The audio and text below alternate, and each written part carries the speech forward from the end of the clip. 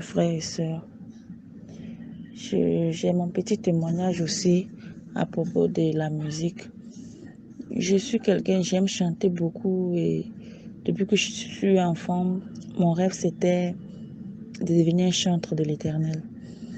Voilà. Et j'aime chanter beaucoup. Mais c'est que je ne me rendais pas compte que il y avait un esprit derrière ça. Par exemple, si j'écoute une musique comme ça, je ne peux plus enlever ça de ma bouche, ni de mes pensées. Je ne fais que chanter, je ne fais que chanter. Tout ce que je fais, c'est chanter. Et j'aime la musique.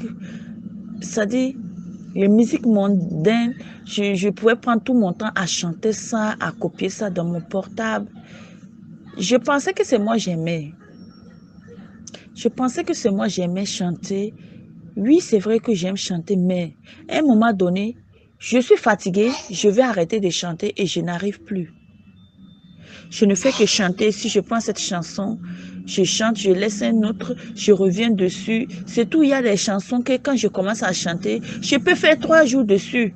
Je peux faire même plusieurs jours dessus. Et je suis là, je le chante seulement. Je le chante seulement. Je le chante seulement. Je vais m'arrêter, mais je n'arrive pas.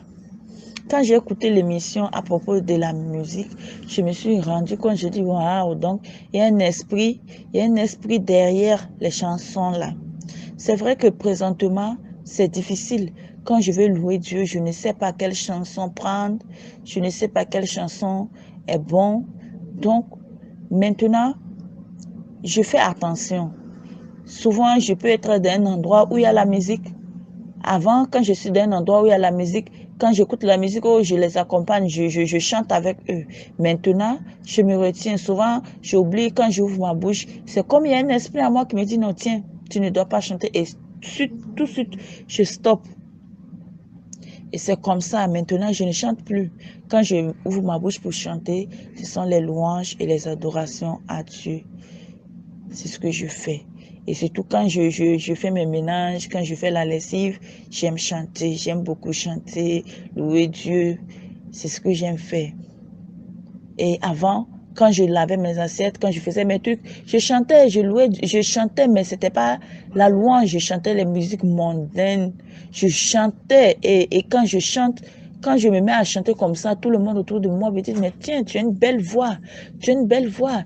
Une fois même, je me rappelle quand le coronavirus a commencé, et à l'église, dans mon ancienne église où on partait, ils avaient partagé l'église comme chose, comment on appelle, à cause de Corona, les gens ne pouvaient plus se réunir beaucoup et ils nous avaient partagé.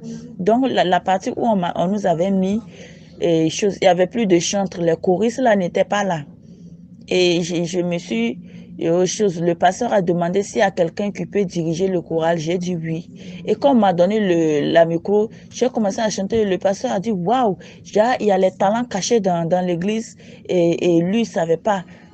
C'est juste pour dire que non, quand je chantais, les gens, j'avais la voix, je chantais, puis les gens appréciaient, ils disaient, waouh, tu chantes bien, pourquoi tu n'es pas devenu musicien? Pourquoi tu n'es pas dans le choral? C'est ce que les gens me disaient. Et je pensais que c'était une bonne chose.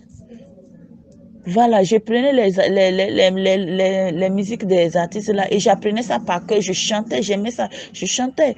Mais je ne savais pas que non, c'était une mauvaise chose. Maintenant que je sais, j'apprends à me contrôler. Souvent, c'est dans ma tête même que ça vient. Je ne ouvre plus la bouche hein, et les chansons, ça vient dans ma tête. Je ne sais pas comment je vais vous expliquer ça, mais je ne sais, c'est la première fois que je vois que quelqu'un peut chanter dans ses pensées sans ouvrir sa bouche. Et je lutte avec ça tous les jours. Je lutte avec ça tous les jours. Et dis merci aussi. Jésus-Christ m'a aidé. Avant, je portais les mèches. Je ne savais pas que c'était pas bien. Je portais les mèches, je mettais les cils, je mettais les produits éclaircissants sur ma peau. J'ai tout stoppé.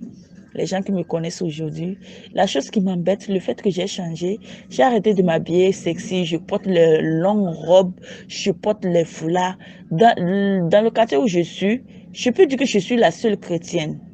Et souvent quand je sors, les musulmans ont une tendance à dire, tiens, tu nous as rejoint, tu es devenu musulman, parce que ici, c'est les musulmans qui s'habillent bien. Je vais dire, c'est les musulmans qui portent les longues robes, ceux qui attachent leur tête. Souvent, ça m'embête qu'il ne peut pas autre chose. Quand je porte ma robe pour sortir, ils pensent que non, je suis devenue musulman. Et souvent, je suis énervée, je leur réponds, je dis jamais, je vais jamais devenir musulman. Voilà. Avant, je mettais les mèches, les rouges à lèvres.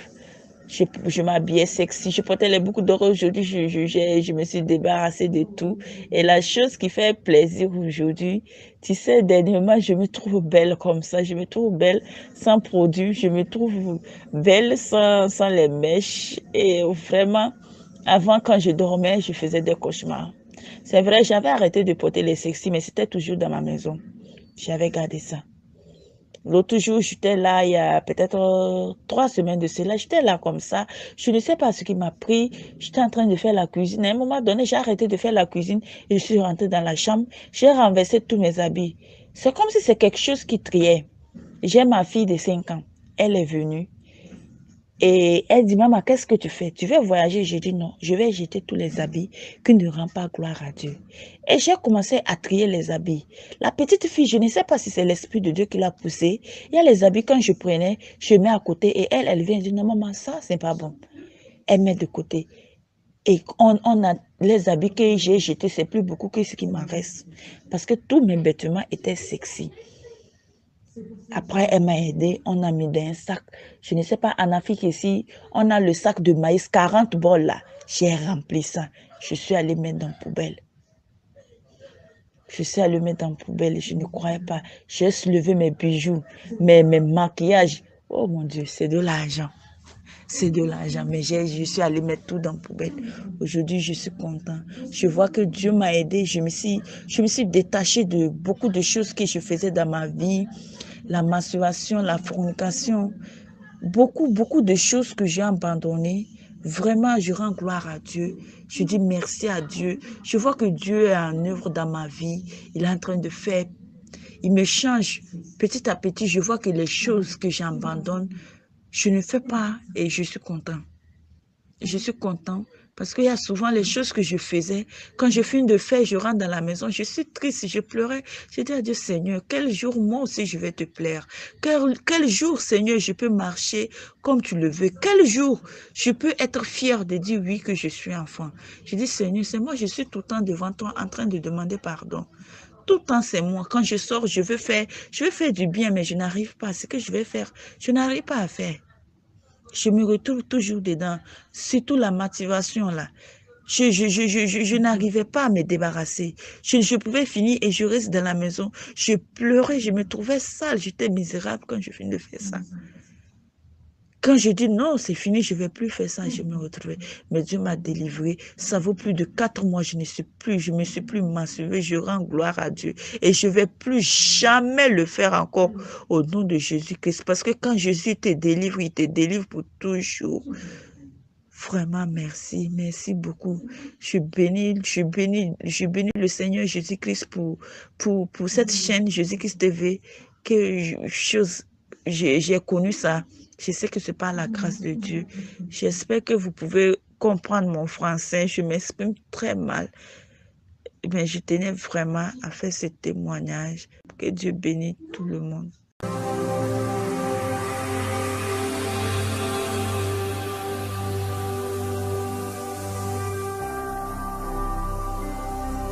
Jésus-Christ TV, vous connaîtrez la vérité et la vérité